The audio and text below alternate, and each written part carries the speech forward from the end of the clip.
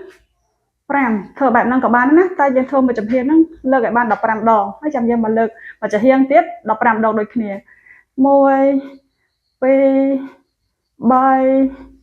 4 5អាហ្នឹងបងប្អូនអាចធ្វើតាមរបៀបទី2នេះក៏បានឬក៏របៀបទី1វីដេអូដំបូងក៏បានដែរណាចាគឺដូចគ្នាអូខេតោះយើងចូលដល់លំហាត់ប្រាំបន្ទាប់ណា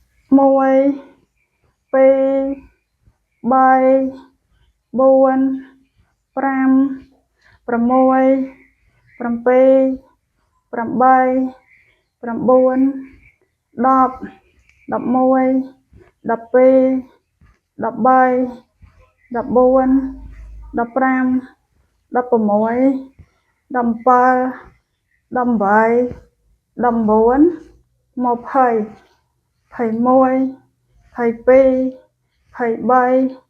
21 22 23 24 25 26 27 28 29 30 អូខេចូលដល់លំហាត់ប្រាណទី8ណាចិត្តចប់ហើយបងប្អូនតោះយើងស៊ូៗទាំងអស់គ្នាណាហើយសម្រាប់លំហាត់ប្រាណនេះយើងឈរដាក់ជើងយើងចាធំជើងដងខ្លួនតិចមកហើយយើងបោះដៃយើងឡើងទៅលើចាចំនួន30ដងដូចគ្នាណាអូខេ4 3 2 1ចាប់ផ្ដើម1 2 3 4 5 6 7 8 9 10 11 12 13 14 15 16 17 18 19 20 21 22 23 24 25 26 27 28 29 30អូខេបងប្អូនសម្រាប់កំបាច់នេះផងដែរចាវាជួយដុតខ្លាញ់ដើមដៃយើងផ្នែកចាខាងនេះណាចាគឺល្អខ្លាំងមែនតើចាអូខេឥឡូវយើងចូលដល់លំហាត់ប្រាណបន្តទៀតណាឥឡូវយើងចូលដល់លំហាត់ប្រាណទី9ណាបងប្អូនស៊ូៗណាចិត្តចប់ហើយនៅសតតា2ក្បាច់ហ្នឹងទៀតទេចាយើងដាក់បើកជើងយើងឲ្យធំហើយយើងយកចុងដៃយើងខាងឆ្វេងប៉ះជាមួយនឹងចុងជើងខាងស្ដាំហើយចុងដៃខាងស្ដាំប៉ះជាមួយនឹងចុងជើងយើងខាងឆ្វេងណាចាតោះ4 3 2 1អូខេចាប់ផ្ដើម1 2 3 4 5 6 7 8 9 10 11 12 13 14 15 16 17 18 19 20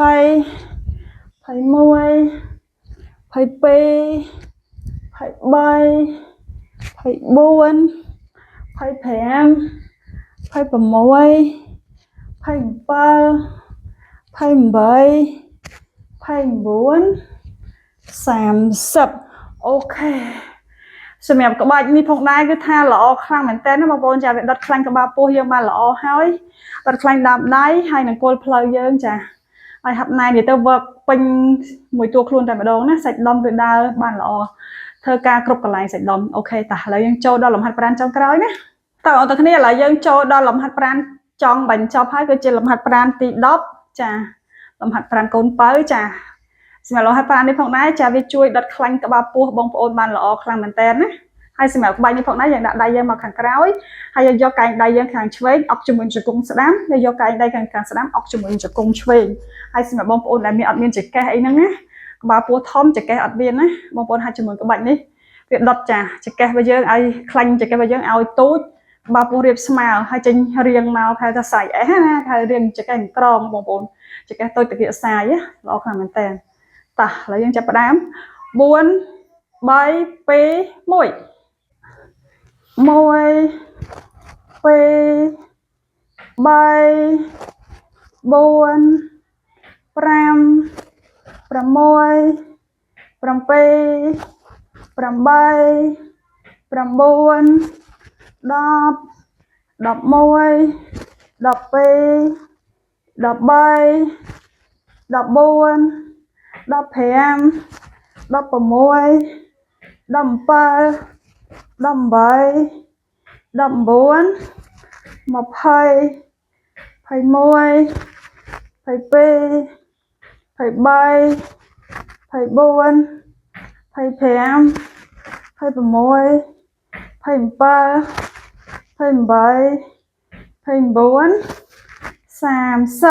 អូខេឥឡូវលំហាត់ប្រាណរបស់យើងបានដល់ទីបញ្ចប់ហើយខ្ញុំសង្ឃឹមថាបងប្អូនទាំងគ្នានឹងហាត់ដល់ចំណុចចុងក្រោយនេះជាមួយខ្ញុំទាំងអស់គ្នាណាខ្ញុំថាបងប្អូនទាំងគ្នា